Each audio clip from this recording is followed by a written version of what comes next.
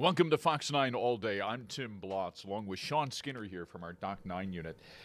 We want to launch right into this because if there's one thing in the state of Minnesota that both unites us and divides us, it's the Juicy Lucy. Right? I'd have to agree. Yeah, I mean, we all love Juicy Lucy hamburgers, and where the tension is, where the division is which one is our favorite? Where did they begin? Right? And Sean has dived into all of that in a brand new documentary that's going to air this coming weekend on Fox 9 on Sunday night. Yeah, I'm excited. It's been a long time coming. Mm-hmm. This was one of the first things I started when I got here back in 2022. In fact, I remember this. I remember when you walked in the door and you said, I want to start a documentary unit with us. I'm like, rock on, that's going to be great. I said, what do you want to do first? Hey, do you want to shut that door for us? And thanks. We're live right now. Yeah. Yeah, it's good to see you. I love this live television part of it. I know. That's what we love about it. And I'm usually on the other side of the camera, so for me, it's like, hey, let's figure this out in real time. When you came in, you said, I want to do a documentary in Juicy Lucy's. And I'm like, oh, that's awesome. Why hasn't anyone done this before? You know, I've seen similar things on Food Network type shows and things like that where, you know, they've kind of, you know, lightly dipped their toes into that pond. But if anybody's going to do it, it's got to be somebody local who kind of understands the dynamic of the players, the style, right, the quality, and the pride of Minnesota, right? Like there's nothing Minnesotans love more than Minnesota. And what I learned throughout the process of creating this was that this is a Minnesota thing. This is an iconic food for Minnesota. It really is. In fact, of all the things we want to be known for in this state, whether it's the Vikings, whether it's Twins baseball, the Guthrie Theater, one of our biggest brands is this gooey darn cheeseburger. And I think, you know, one of the people you interviewed in this doc is our good friend Jason DeRush over at WCCO, who's also a big foodie for MSP Magazine, and my goodness, he does it all. And he told you, he said, you know, Minnesota's greatest food export to the world might be the Juicy Lucy, other than Betty Crocker and Cheerios. And I thought, you know, I think he's right. It's really interesting you say that. He touched on that. It would be like the Mount Rushmore of Minnesota food. And there are lots of things that, you know, we've kind of set our own, but when Andrew Zimmern, you know, Chef Andrew goes ahead and he basically reiterates that in his own way and says, look, this started here and now it's branched out to the coasts. And the coast, the trendy restaurants, the places that, you know, you have to wait in line to get into, which, you know, that's just like here. Those places are stuffing burgers now, and they're doing it like it's like the greatest, best new thing. Right, and everyone has their own version of this, which is what we're going to get into at this point. I found it interesting that Chef Andrew, he said, you know, when I came to Minnesota, 31 years ago, I think it was, something like that, he said, everyone told me I had to have a Juicy Lucy. And it's just become kind of this delicacy, which is a great jumping off point, is because where did this darn thing start? I spent almost 2 years on this, and it's still kind of vague. Mm-hmm. There are a couple of places that mostly claim. The local lore, Matt's Bar on Cedar Avenue and the 5-8 Club on Cedar Avenue. You know, there's just a few miles in between them. Yeah. They both have a story. They both have an origin story. We dive into that. We definitely dive into that. And then the other restaurants that are like really have gravitated to doing Juicy Lucy's well, kind of pull back and they're like, hey, we don't have a dog in the fight. We just love these burgers and we want to share them. And our customers love these burgers absolutely too. And especially with restaurants like you know, Matt's Bar and some of the other ones, it's a neighborhood gathering point. So they're not just exporting this to the world, it's for their neighborhood, and the neighborhood people come in and it's just part of the neighborhood lore. Well, and I found that that's where the rivalries are. Yeah. Right? It's within the communities, within the neighborhoods. It's less the businesses against each other, and it's more of like the people and how they how they team together and how they, support their local establishment. So let's start with Matt's Bar, because that is an iconic place for the Juicy Lucy, and some would believe that that's maybe where it all began, right? Matt's no longer with us, but his wife is, and she gave you a very special tour. Donna Bristol, one of the sweetest people I've ever met. We were very, very proud to be able to talk to her, put her on camera. She had never been on camera before. She had never done an interview about the Juicy Lucy before. First time. 92 years old, I believe. And she's... What a sweetheart. A sweetheart, spitfire. She's just like the sweetest person. She had a bunch of memorabilia in the house of how Matt's had been portrayed. Board games, glasses, shot glasses, T-shirts, things like that. She had the original artist rendering for the logo. And then she said, oh, by the way, we have a pretty much replica of Matt's bar in our basement as our basement bar. And as two visual storytellers, our heads would be like... I was like, I got to see it. Where? You've got to show me. Take us down there right now. Yeah. Yeah. And so she basically said, go ahead, go downstairs and look around. And I went down there, and there's actually, I think we have a clip that kind of shows us, and she'll explain it, what's down there. That's like being a kid in the candy store, right? Yeah. Right? Or in For this sure. case, the customer in the restaurant. Hey, man. Yeah. Let's show the clip.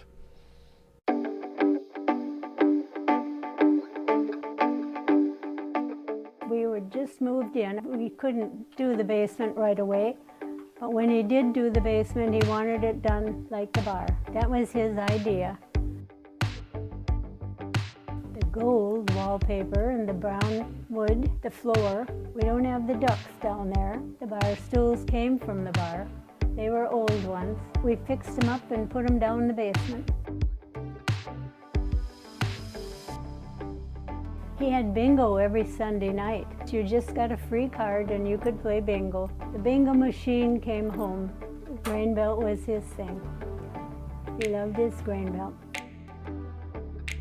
Oh, man, you talk about a man cave. Right? Right. And that's the Juicy Lucy cave right there. The 50s style house, in the old school neighborhood in near South Minneapolis, because they lived near the bar. Yep. But to go downstairs and see that and really compare it to the actual bar, it's spot on. I originally grew up in Wisconsin, and when I see that, that's your classic Milwaukee neighborhood bar, but more especially, it's a country club. Right? It's got that country club atmosphere, like you see at Mancini's and St. Paul, and some of the other classic, iconic places that are just so Minnesotan. Yeah, and it's a destination location for sure. Yeah. Many of these places are destination locations, especially with when the internet came around, and you can now advise people and rate places. But I mean, there's something about Matt's where it was, for so many years, it was word of mouth, and that's kind of how it spread. They've had presidents in there, and they've had famous people have to go in there when they're in town. The Super Bowl was a big week for them. Right, I gotta believe. Yeah, I gotta believe. Yeah. Which leads us to the spelling, the proper spelling. We dig into that. We get into that in the documentary. So is it Juicy Lucy with a Y or an I? It is with a Y no matter what. Both. But only Matt's takes out the I from Juicy. And there's a great backstory. There's a great story to it. And I don't really want to dig into that too much, but it was kind of a fluke. And it was kind of something where it was like, yeah, all right, let's roll with it. It's unique. Let's go. Let's go with it. Yeah. And everybody else after Matt's bar has kind of just said, we're going to keep the I in there. Right. As homage to, I think so, yeah. It feels like the it. original. Yeah. Okay, so how is it made? And there's one of the chefs that you talked to here in this, Chef Daniel Green, who said it's like a fondue and a burger. And boys, he's spot on. And unique story about Chef Daniel. When I set this up, I set up an interview with him in order to just get his perspective. He's kind of an international known chef, world traveler. And I went to his house and did a full interview with him and realized he didn't really know what a Juicy Lucy was. He thought we were just talking about cheeseburgers. So in that moment, I'm thinking, Chef Daniel, you've never had a Juicy Lucy. We're going to film you have your first Juicy Lucy. And that reaction you get from him is not a person who's had their 10th or 12th or 30th Juicy Lucy in their lifetime. Yeah. That was number one, unedited or uncut, really. He took that bite, and that was his immediate reaction. And you will see the reaction in the documentary, and it is just heaven. It's like is somebody cheeseburger. I mean, come trying on. their favorite food for the very first time, and suddenly in their expression in their eyes, in their face, realizing that this is what's been missing in their lives.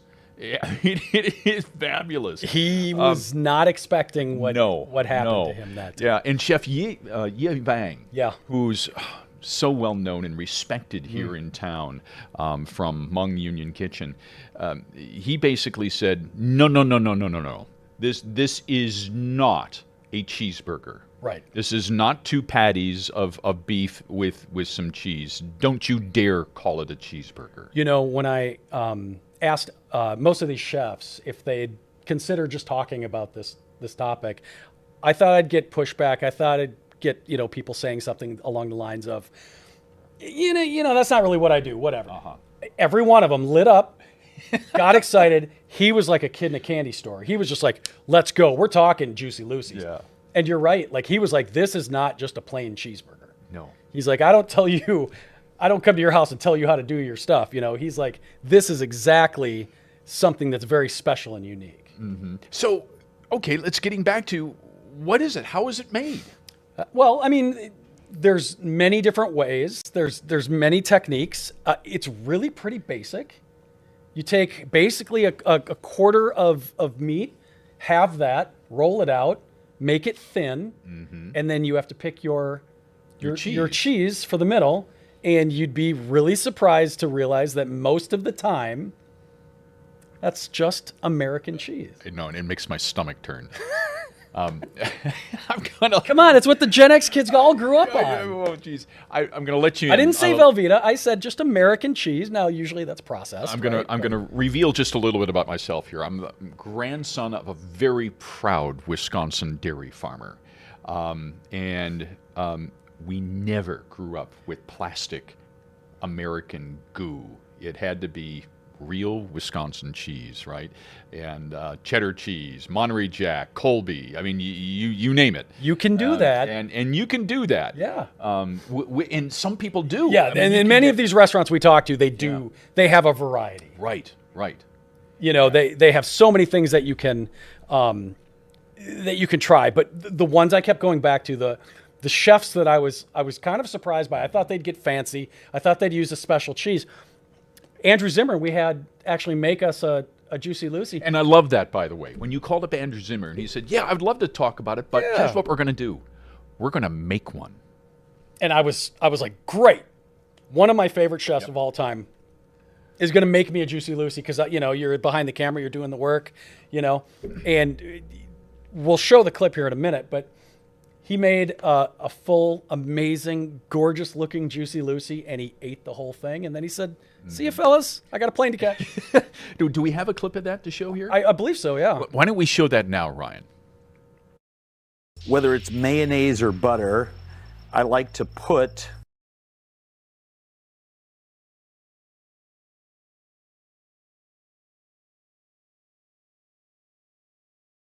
quarter pound. So if you cut that into squares, you now have a total of a quarter pound of beef in each one of those that you can then roll that out. And what's great about that is that you can kind of go as thin as you want. What is that? Maybe a little less than a quarter of an inch, about a quarter of an inch. And by the way, Andrew used American cheese too. He did. Yeah, he used American cheese in that. And here's was one of his tricks. Because I thought, he's going to season it all up and everything. No, you saw him take just a pinch of what looked to be kosher salt in over the top. and did not add any other seasoning until the very end. And then and after it was all done and all fried, that's when he put it on the bun, and then he put the pepper. He mentioned that, and I've used that trick since we filmed that with all my cooking at home. Right. He doesn't pepper until it's off the grill or off the griddle or whatever you're using. The pepper tends to get bitter if you scorch it, if you heat it up too much, and then it just doesn't do the service it's supposed to do. Yeah. So he does it afterwards. So it's fresh. I learned something new on this. I'm going to try it at home. Absolutely. Duly noted. But just that segment with Chef Andrew alone, and he walks you through it. I mean, he walks through the entire process, what to look for at home if you're cooking it on top of your kitchen stove, as to what moment that you want to flip it over. Yeah, it was impressive, and it was perfect. You know, and I'm sitting there with the camera in my hands, and I'm like, oh man, that looks amazing. It looks amazing. It smells amazing. And then he eats the whole thing.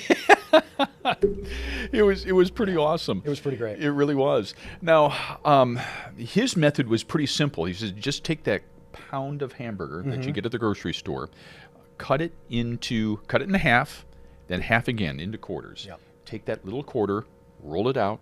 You saw him do it. Yep. Roll out the other one, and boom. And that was it. And that was kind of it. And pinch it together. The cheese, you don't just lay it in there. Some of them, I've learned, some fold it 4 times, some fold it twice. Like, it's a real unique thing to watch all of these different places. Now, which restaurant did you go to where they really showed you the technique? That was the 5-8. Okay. And that was the one on Cedar near the airport. And they gave amazing access, and I'm super thankful for that. And they really showed like the process of how they pinch, and then they kind of roll it in their hand, put it between 2 pieces of parchment paper, and their day is prepped, right? And then they go right into the cooler. Nothing's frozen. It's always, all of these I've learned, fresh food. So it makes it so important. Did they and some of this might be proprietary, but did they reveal how many they sell or make in a day? I got various numbers from every one of them. Usually it's in the hundreds for all of them, and on any day of the week.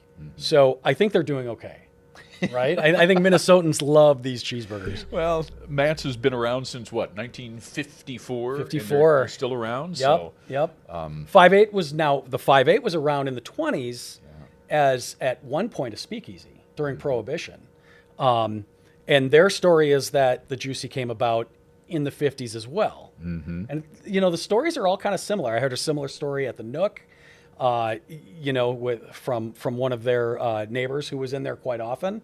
And Blue Door didn't really have like we invented the Juicy Lucy kind of story. They were one of the ones that was like, we're just happy to be here, right? And they do an amazing job with their Bluesies is what they call theirs. Right. And they fill them with everything. And they started with blue cheese. Yes. So, and again, it speaks to the variety and how different chefs at different bars and restaurants have made this truly their own unique product. Right. Absolutely. I know at Crooked Pint, they've got a whole laundry list like a lot of restaurants do, and you can get various different kinds of cheeses inside if you're like me and don't want American cheese. And then you go to Matt's, and there's 4 things on the menu. And there's no menu. It's just a board on the wall. Right. And you're like, I'm either having a burger or a Lucy and fries. And there's something just romantically simple about that, right? Yeah. And I'd ask them about, are you guys ever going to remodel? Or are you ever going to change your seating? No. There's no intention from You Matt's can't do that. to do any of that. Yeah. Yeah. They want to just keep it as is, the way Matt intended. Which brings us to the competition. Because you have all of these restaurants now, Matt's, the Nook, the Blue Door Pub. Oh, and we didn't talk about Francis Burger. Francis Burger Joint, they're in Northeast on Central as well, which is, or no, I'm sorry, Central, not Cedar. Yes, the C Street. They're on Central, and they are. But their unique cook is vegan. Juicy Lucy's. Yeah, and they also allowed me in the kitchen to see the prep. And their process is pretty amazing. They also have a black bean only.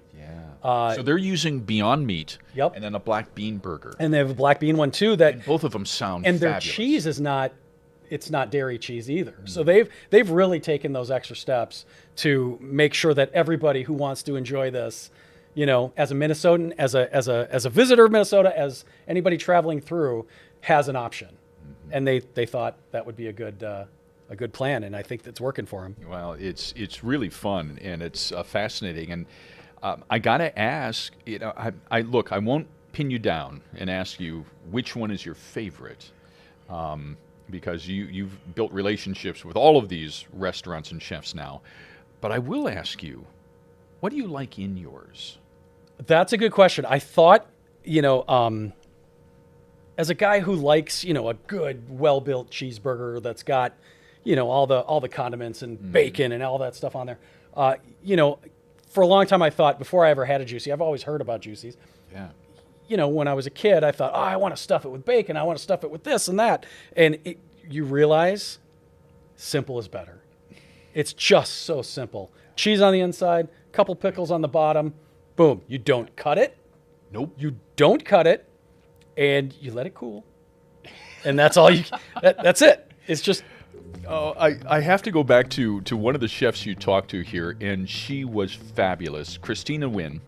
And she says, there's like molten lava inside, and you're going to be in pain, but it's worth it. Boy, you're not kidding. She was a delight to sit with, because that's not what she's serving at High, right? Right, yeah. And she was just like, she had all these great memories from when she was a kid of first having it, and and she was one of those ones who says, you don't cut it, you wait. It's gonna scorch your mouth if you don't wait, and you don't cut it, because then that wastes it. Well, and Andrew Zimmern had a great eating tip as well. And Andrew said almost the same thing. He said, look, don't bite into it. Yeah. Don't bite into the center of it. Because unless you really want that first slice hot pizza out of the oven, and you're going to absolutely burn the daylights out of your mouth.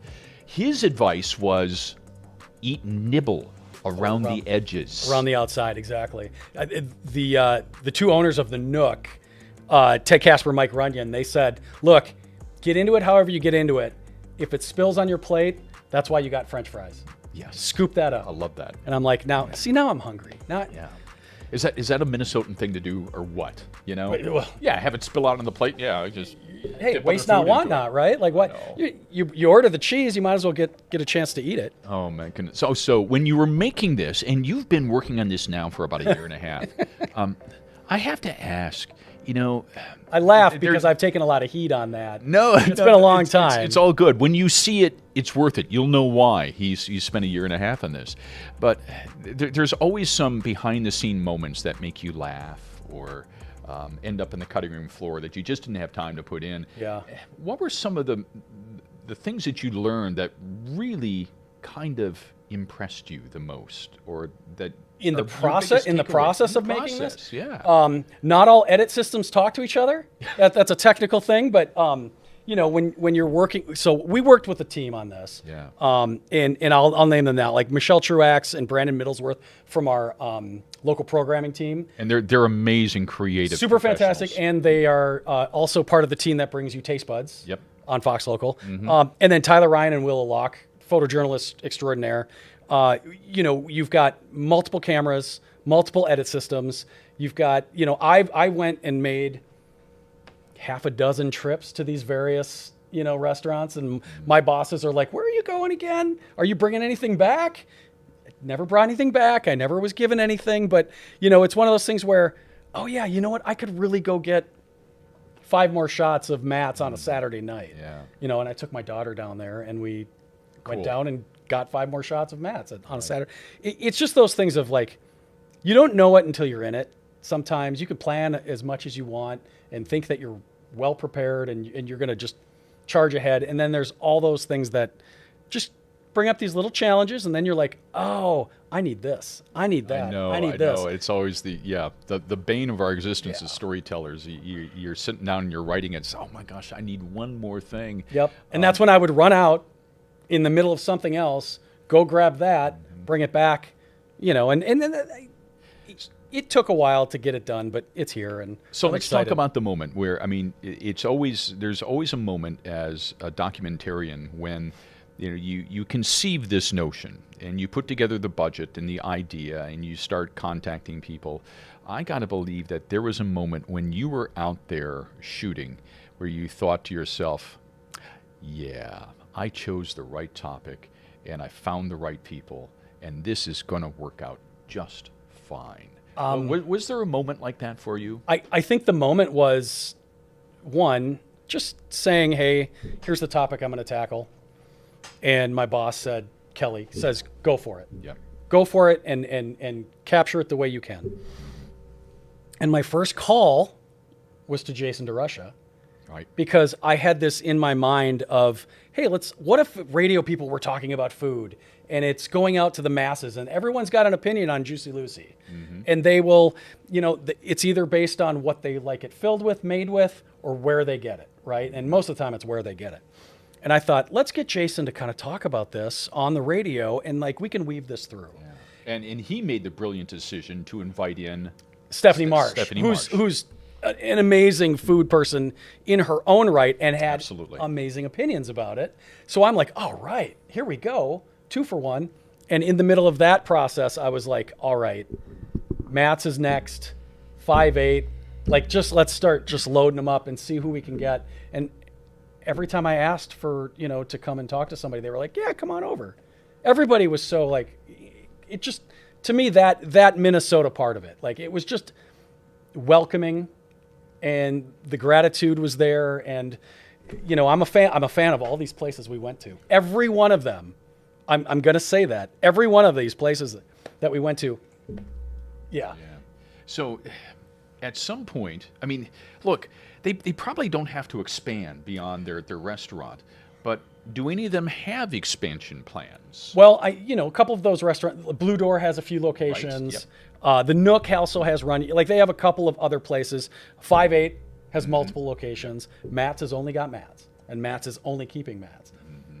There are many restaurants out there. I think the Parlor Restaurant, who has their own fabulous hamburger and their own unique version take on the Juicy Lucy, and they've got a number of locations too.